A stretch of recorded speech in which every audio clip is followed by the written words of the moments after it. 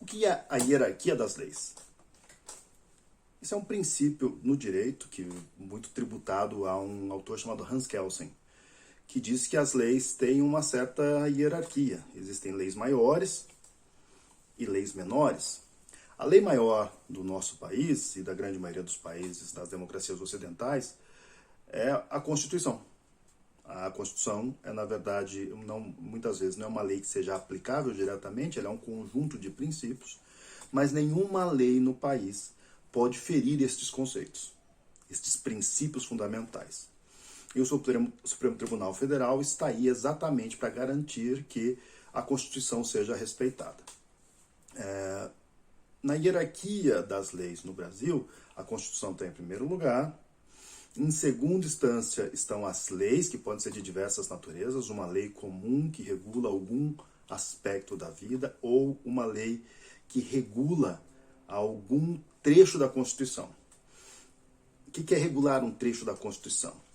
A Constituição, como ela apenas afirma um princípio, ela não afirma algo que seja diretamente aplicável, ela não define os termos. Por exemplo, no caso da comunicação no Brasil, ela diz que a comunicação deve favorecer a regionalização da produção de conteúdo.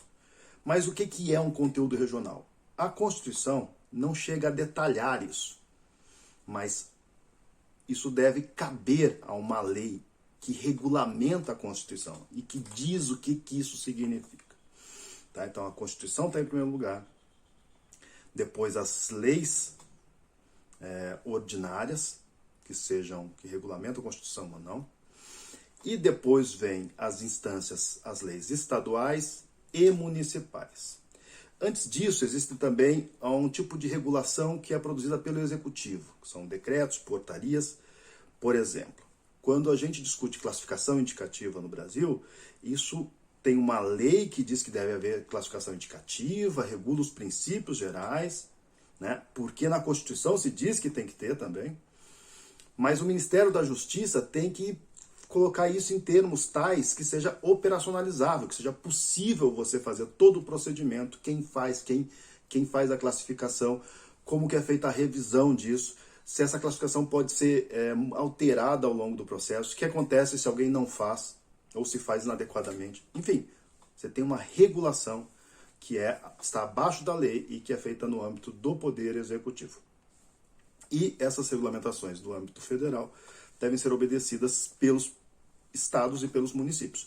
Os estados, então, fazem a lei estadual, que é superior às leis municipais, assim como os decretos e portarias estaduais, que são superiores à lei municipal, que é feita pela Câmara, e a Prefeitura também pode editar decretos, portarias, instruções normativas que regulamentam essa lei.